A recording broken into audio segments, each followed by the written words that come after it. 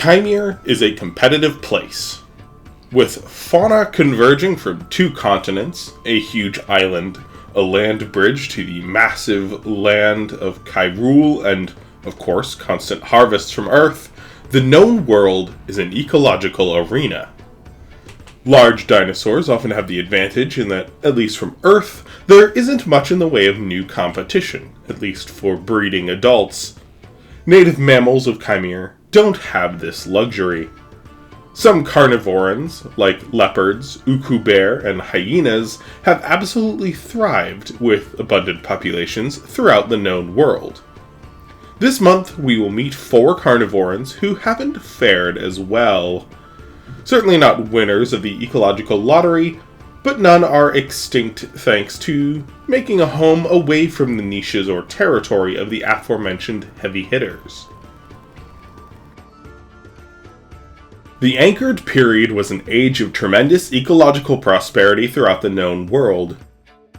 As the axial tilt of the planet shifted, making the warmer regions hotter and the temperate zones colder, strife and extinction ravaged the continents.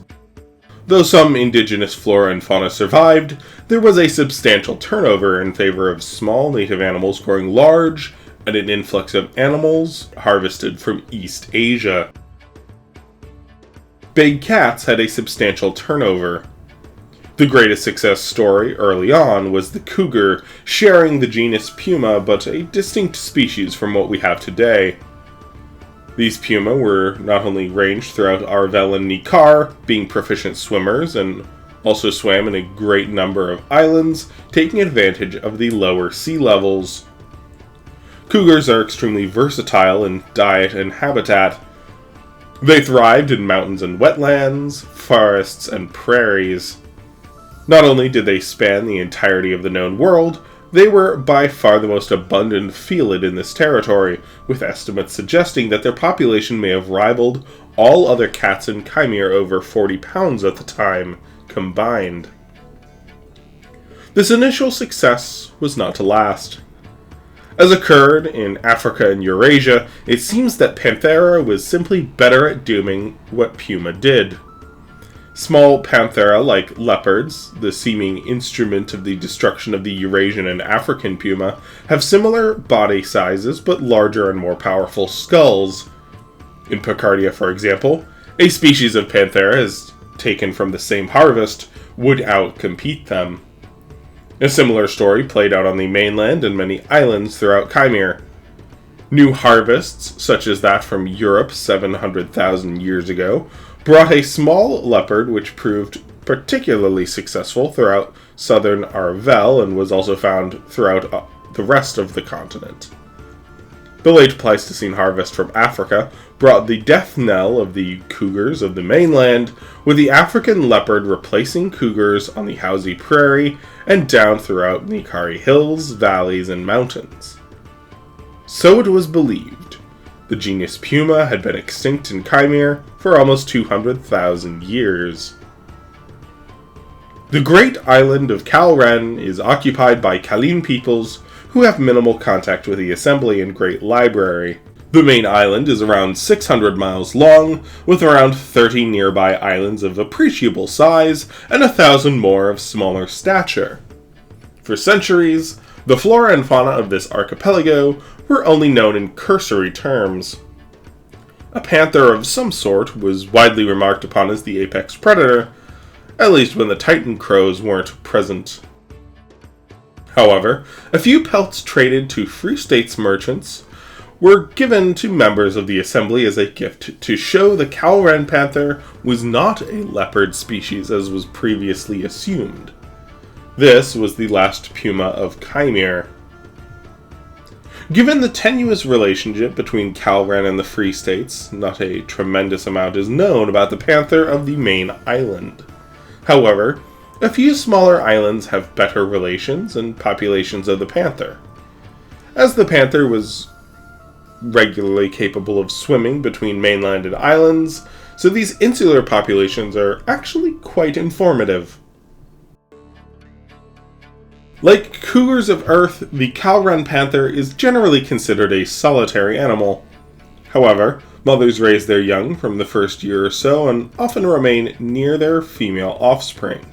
Males wander far, often between islands. There have been a few accounts of a dominant male letting a young unrelated male share territory and even kills. However, in other instances the dominant male will kill intruders, so there is likely a spectrum of individual behaviors and compatibility. Their diet is extremely flexible. A range of camelids, deer, and elasmarian dinosaurs make up their favored prey, though rabbits, rodents, and a range of fowl are also taken.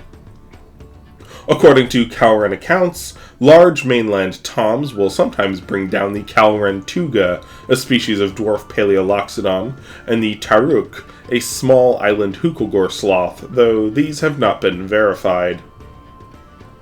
They are also extremely versatile in habitat.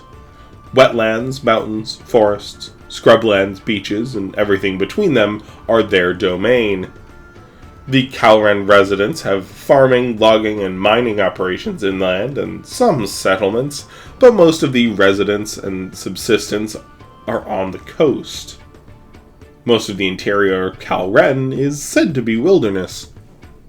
Because of this, though the populations are unknown, without known competition in their size range, it is assumed this species is healthy and stable. Genetic testing done on the available pelts supports this assumption. There's high genetic diversity, and the likely frequent exchange between mainland and most island populations helps. The Aquatic Islands to the west, northern islands of Tasuk, and islands of Otro on the east are also poorly contacted and surveilled by the Assembly. They are further from Khalren and its adjoining islands. However, in both regions, reviews of old testimony said the panthers on these islands are the same as in Khalren.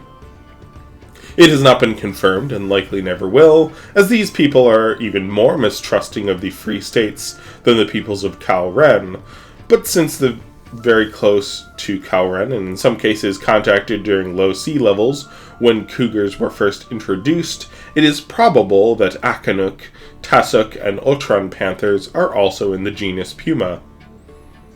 They may even constitute their own species, considering how it's been nearly 1 million years since the sea levels were low enough to allow reliable crossing, but this is all conjecture.